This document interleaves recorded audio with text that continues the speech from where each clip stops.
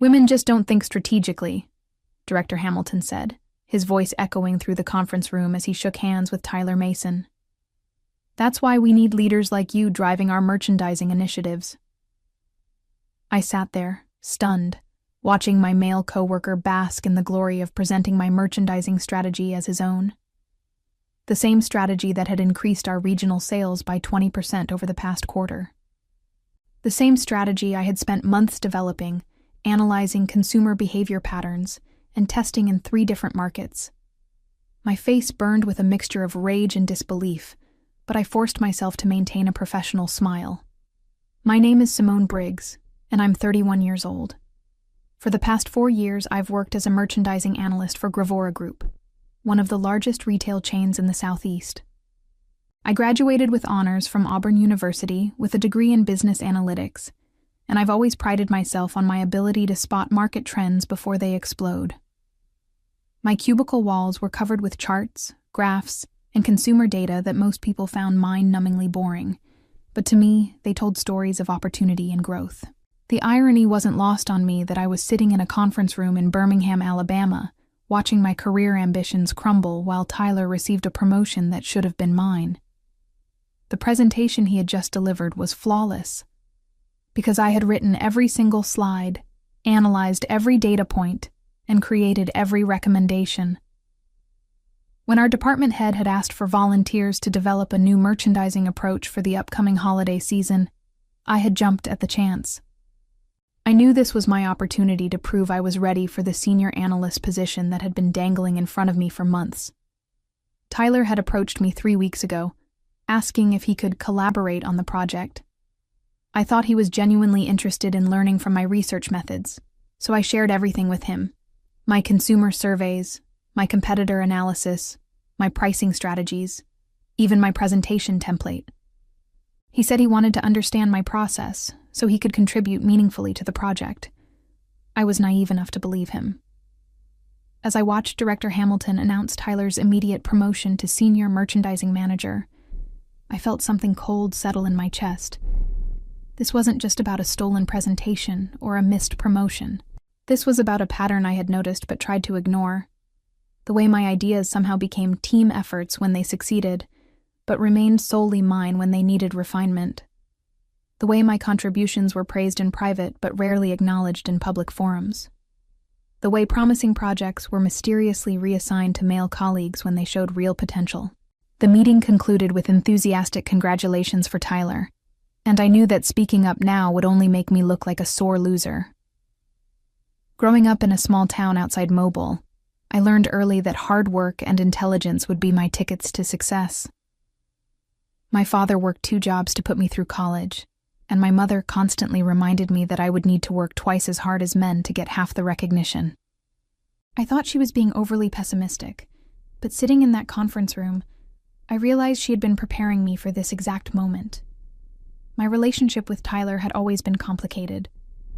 When he joined our team 18 months ago, I was assigned to help him get acclimated to our systems and processes. He was charming, well-connected through his fraternity network, and had an MBA from a prestigious university that opened doors mine apparently couldn't. Initially, I respected his educational background and assumed we would make good colleagues. He often asked thoughtful questions about my work, and I appreciated having someone who seemed genuinely interested in the analytical side of retail merchandising. Looking back, I realized those weren't questions born of curiosity. They were intelligence-gathering missions. Tyler had been systematically learning my methods, understanding my sources, and positioning himself to capitalize on my expertise. The collaboration he proposed for the holiday merchandising strategy wasn't collaboration at all. It was theft with extra steps. In the weeks leading up to the presentation, I had noticed subtle warning signs that I dismissed at the time. Tyler started scheduling one-on-one meetings with Director Hamilton, supposedly to discuss strategic vision for our department. He began attending industry conferences that I had recommended, but somehow never received approval to attend myself. He started using phrases and terminology that I had coined in my reports, weaving them into casual conversations as if they were his own insights. The most telling sign was how he handled our planning sessions. Instead of contributing original ideas, he would ask me to elaborate on mine, pushing me to explain every detail of my reasoning. He recorded our meetings, claiming he wanted to review the strategies later to make sure he understood the nuances. I thought he was being thorough. I now realized he was building a script. 3 days before the presentation, Tyler had asked if he could take the lead in delivering our findings to the executive team. He said his presentation skills were stronger and that we would make a better impression with him as the spokesperson. Wanting to be a team player, I agreed, but insisted that he acknowledge my role in developing the core strategy. He assured me that my contributions would be clearly highlighted. Instead, I watched him present my work as his own breakthrough thinking. When Director Hamilton asked about the analytical methodology, Tyler smoothly explained concepts I had spent years mastering. When questioned about market research, he referenced surveys I had designed and conducted. The only time my name came up was when Tyler mentioned that I had provided valuable data support for his strategic vision. As the meeting ended and people filed out, congratulating Tyler on his brilliant work, I felt a shift inside me that I had never experienced before. The betrayal hit me like a physical blow as I sat in my car in the Gravora Group parking lot, trying to process what had just happened. My hands were shaking as I replayed Tyler's presentation, noting every instance where he had claimed credit for my work. The sophisticated consumer segmentation analysis I had developed over months of research became his innovative customer profiling system. The pricing optimization model I had built from scratch was now his strategic value framework. Even the specific terminology I had created to describe our target demographics rolled off his tongue as if he had invented it. The promotion Tyler received wasn't just any promotion. It was the exact position I had been working toward for years. Senior Merchandising Manager came with a $30,000 salary increase, stock options, and leadership over a team of 12 analysts. More importantly, it was the gateway to the executive track at Gravora Group. Tyler would now oversee the implementation of my strategy, taking credit for its success while I remained in the same role I had held for the past 2 years. I pulled out my phone and scrolled through the messages I had received during the meeting. My college roommate Jasmine had texted about a job opening at Sunvale Studios, a rapidly growing retail chain that was making waves in the industry.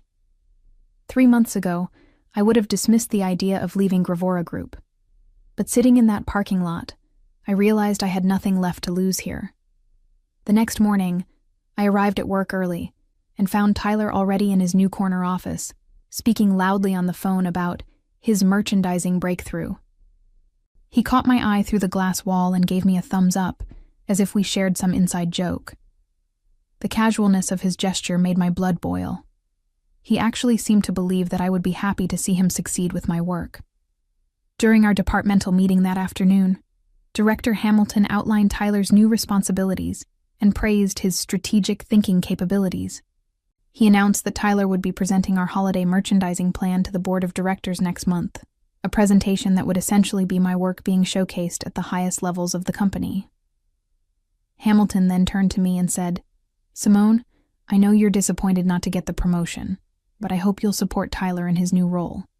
Your data analysis skills will be valuable to his strategic initiatives."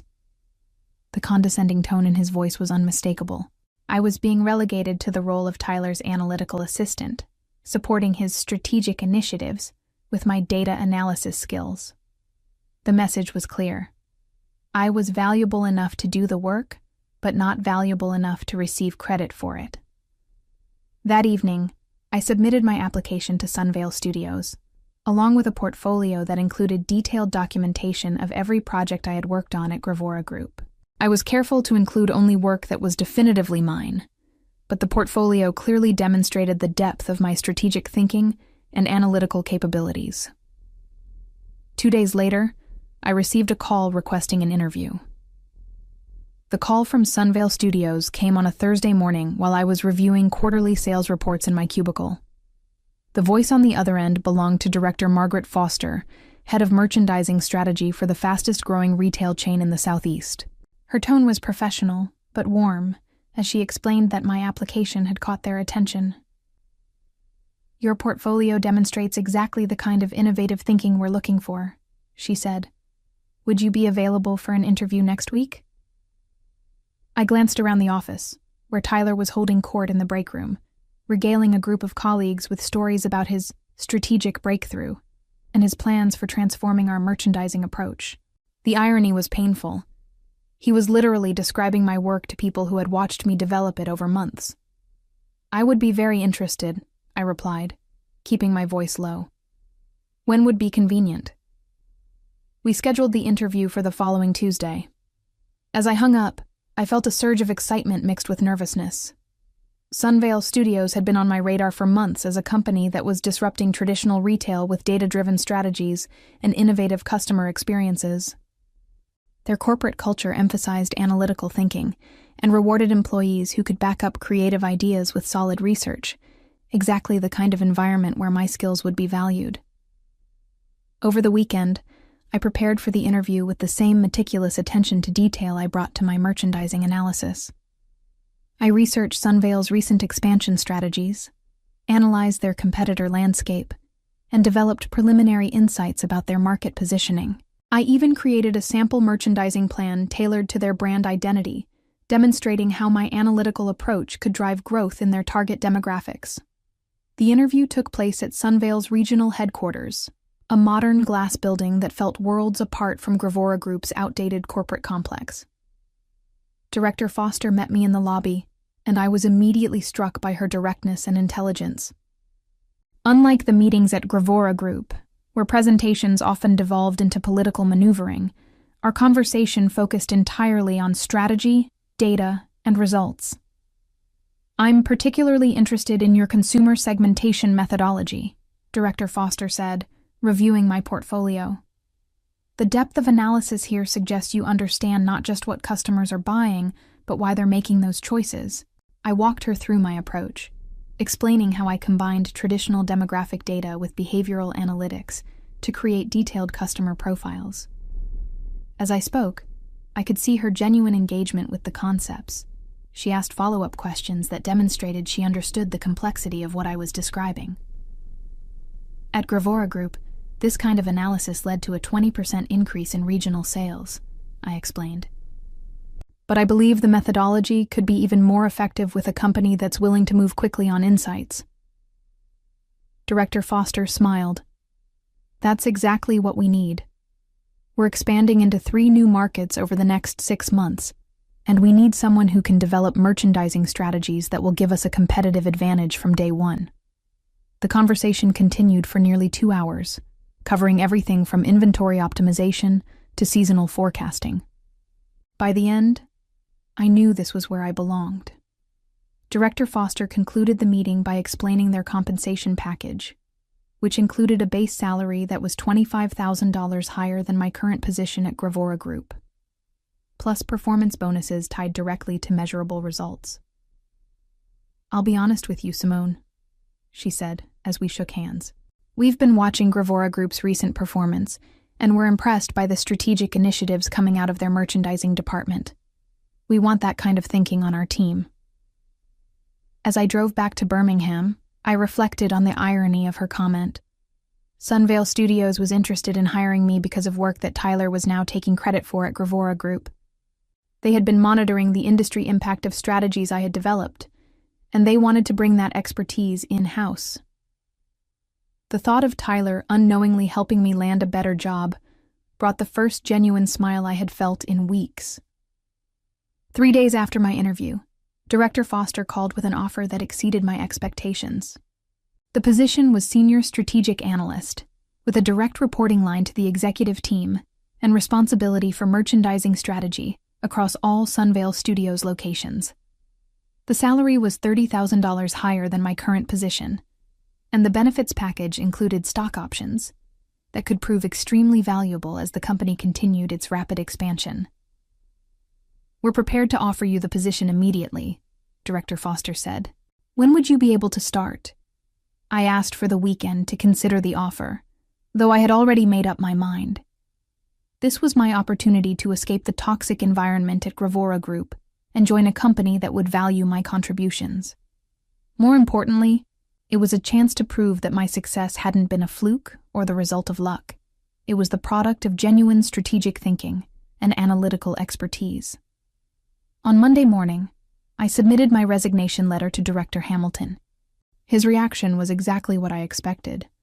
Surprise, followed by attempts to convince me to stay, followed by barely concealed irritation when I refused to reconsider. "I hope you realize you're making a mistake," he said, leaning back in his chair with a dismissive expression. "Sunvale Studios is still unproven in this market.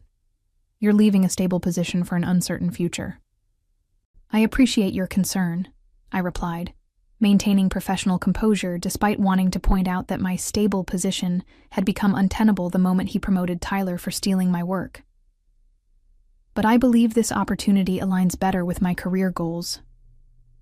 Tyler's reaction was more complex. When he heard about my departure, he actually seemed nervous, perhaps realizing that he would now be expected to generate original strategic insights without my research to rely on. He made several attempts to meet with me before my departure, ostensibly to discuss transition planning, but clearly hoping to extract more ideas he could use after I left. "I hate to see you go," he said during one of these conversations. "We made such a great team. Are you sure there's nothing Gravora Group can do to keep you?" The audacity of his statement was breathtaking. We had never been a team. I had been his unwitting research assistant while he positioned himself to take credit for my work. But I simply smiled and redirected the conversation to practical transition matters. My last 2 weeks at Gravora Group were enlightening in ways I hadn't expected. Without me to provide analytical support, Tyler's limitations became apparent to anyone paying attention. His follow-up presentations lacked the depth and insight that had characterized the holiday merchandising strategy, and I noticed Director Hamilton starting to ask more pointed questions about Tyler's methodologies. During my final week, I received an unexpected visit from Bethany Coleman, one of the senior analysts who had always been supportive of my work. She closed my cubicle and spoke in low tones. "I want you to know that some of us saw what really happened with that presentation," she said. "Tyler has been trying to replicate your analysis methods for his new projects, but he clearly doesn't understand the underlying principles. It's becoming obvious that he didn't develop that strategy himself." Her words were validating, but they also highlighted a larger problem at Gravora Group. The company culture allowed people like Tyler to succeed through appropriation rather than innovation, while systematically undervaluing the contributions of people like me. My departure wasn't just about escaping one bad situation. It was about refusing to enable a system that rewarded theft over talent. On my last day, I cleaned out my desk while Tyler watched from his office, probably wondering if I would leave behind any research he could use for future presentations. My first month at Sunvale Studios exceeded every expectation I had harbored about the position. The company culture was everything Director Foster had promised: collaborative, data-driven, and focused on results rather than politics. I was given immediate access to the resources I needed to develop comprehensive merchandising strategies, and my recommendations were implemented quickly, rather than being subjected to endless committee reviews. Within 3 weeks, I had completed a detailed analysis of Sunvale's expansion opportunities and identified several key markets where we could gain significant competitive advantages. My research revealed that our primary competitors, including Gravora Group, were following outdated merchandising models that failed to account for changing consumer preferences and demographic shifts. The most interesting discovery came when I analyzed Gravora Group's recent performance in markets where Sunvale Studios was considering expansion. Despite Tyler's promotion and his supposed strategic leadership, their quarterly results showed declining sales in 2 of their 3 most important regions. The holiday merchandising strategy that had been so successful under my guidance was failing in its implementation, suggesting that Tyler lacked the analytical skills necessary to adapt the approach to changing market conditions. Director Foster was particularly interested in this analysis. During our weekly strategy meetings, she often asked for my insights about competitor weaknesses and market opportunities. Her questions helped me understand that Sunvale Studios wasn't just interested in competing with established retailers. They were actively seeking to disrupt the entire industry through superior strategic thinking. "Your analysis suggests that Gravora Group is vulnerable in several key markets," she said during one of these meetings. Do you think their recent strategic initiatives will improve their competitive position? I chose my words carefully, not wanting to appear vindictive while still providing honest professional assessment. Based on the data I've reviewed, their current approach lacks the analytical rigor necessary to maintain market share against more agile competitors. Their strategies seem to be based on outdated assumptions about consumer behavior. What I didn't mention was that those strategies were based on my original research, but Tyler's incomplete understanding of the underlying principles was leading to poor execution. He had the surface-level presentation skills to impress executives, but he lacked the deep analytical foundation necessary to adapt strategies to changing market conditions. As my second month at Sunvale Studios began, I was assigned to lead a project that would have significant implications for both companies. Director Foster asked me to develop a comprehensive supplier partnership strategy that would give us competitive advantages in key product categories. The project required extensive research into supplier relationships, contract negotiations, and market positioning, exactly the kind of complex analytical work I excelled at. During my research, I discovered that several of Gravora Group's most important suppliers were becoming frustrated with the company's inconsistent strategic direction and declining sales performance. One supplier in particular, Bright Hollow Labs, had been expressing concerns about their partnership with Gravora Group and was actively seeking alternative retail partners for their premium product lines. Bright Hollow Labs manufactured high-end home goods and seasonal merchandise that represented nearly 15% of Gravora Group's total inventory value. Losing this supplier would create significant gaps in their product offerings and force them to find alternative sources at potentially higher costs. More importantly, if a competitor gained exclusive access to Bright Hollow's products, it would represent a substantial competitive advantage. I spent several days developing a comprehensive proposal for partnering with Bright Hollow Labs, outlining how Sunvale Studios' analytical approach to merchandising could maximize the value of their product lines. The proposal included detailed market analysis, consumer preference data, and projected sales figures that demonstrated our ability to effectively promote and sell their merchandise. The proposal was compelling enough that Director Foster authorized me to reach out to Bright Hollow Labs directly to explore a potential partnership. The call to Bright Hollow Labs came on a Tuesday morning in March, exactly 2 quarters after I had left Gravora Group. I had spent weeks preparing for this conversation, developing a partnership proposal that highlighted Sunvale Studios' analytical capabilities and growth trajectory. When I reached Director of Business Development Patricia Weatherby, her response was immediately enthusiastic. "We've been watching Sunvale Studios' expansion with great interest," she said. "Your growth metrics are impressive, and we're always looking for retail partners who understand the strategic value of premium merchandise." I walked her through our consumer analysis, explaining how our demographic research had identified significant opportunities in the home goods market that traditional retailers were missing. The conversation flowed naturally from market analysis to partnership possibilities, and within 30 minutes, we had scheduled an in-person meeting for the following week. What made the conversation particularly satisfying was Patricia's unprompted commentary about their current retail partnerships. Without any prompting from me, she began expressing frustration with Gravora Group's recent performance and strategic direction. "Our partnership with Gravora Group has become increasingly challenging," she explained. "Their merchandising decisions seem disconnected from market realities, and their sales performance has been disappointing across multiple product categories. We're concerned that their strategic leadership doesn't understand our customer base." I listened carefully, asking thoughtful questions about their specific concerns, while avoiding any direct criticism of my former employer.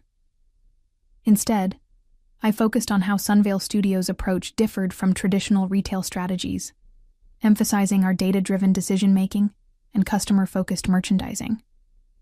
The partnership we're envisioning would be built on analytical insights rather than intuition, I explained. "We believe that understanding consumer behavior at a granular level is essential for maximizing the value of premium products like yours."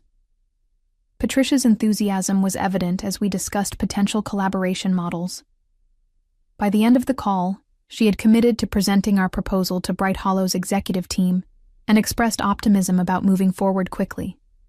As I hung up the phone, I realized that this conversation represented more than just a business opportunity for Sunvale Studios. It was the beginning of Tyler's comeuppance for stealing my work and Director Hamilton's reckoning for promoting incompetence over excellence. The strategic thinking they had dismissed was about to cost them their most valuable supplier relationship. The partnership agreement with Bright Hollow Labs was finalized 6 weeks later, and the announcement sent shockwaves through the retail industry. Sunvale Studios gained exclusive access to Bright Hollow's premium product lines, while Bright Hollow gained a retail partner capable of sophisticated market analysis and strategic merchandising. For Gravora Group, the loss represented a devastating blow to their inventory strategy and financial projections. Bright Hollow's products had generated millions in revenue annually, and replacing that inventory would require finding alternative suppliers at significantly higher costs. More importantly, losing exclusive access to popular premium brands would make it difficult for Gravora Group to compete in the high-margin market segments that were becoming increasingly important to retail profitability. I learned about Gravora Group's reaction through industry contacts and former colleagues who reached out after the announcement. According to Bethany Coleman, who still worked there, the executive team was in crisis mode, trying to understand how they had lost such an important supplier relationship. Director Hamilton had apparently demanded a full investigation into the circumstances surrounding Bright Hollow's departure, and Tyler was tasked with developing a strategy to win back the partnership. The irony was perfect. Tyler was being asked to solve a problem that his incompetence had helped create, using analytical skills he had never actually possessed.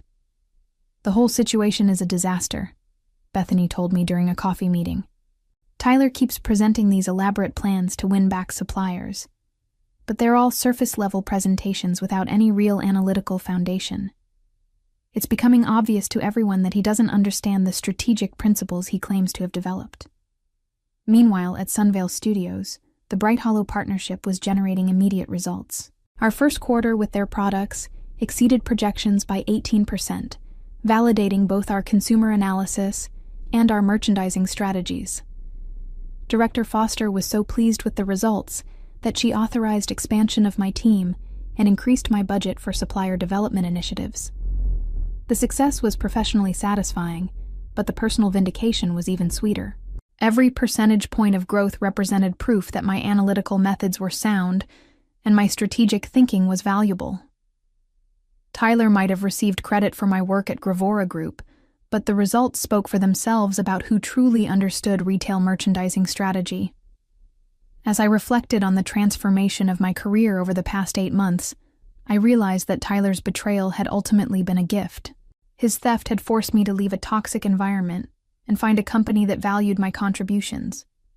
His incompetence was now proving, in the most public way possible, that he had never been capable of the strategic thinking he claimed to possess.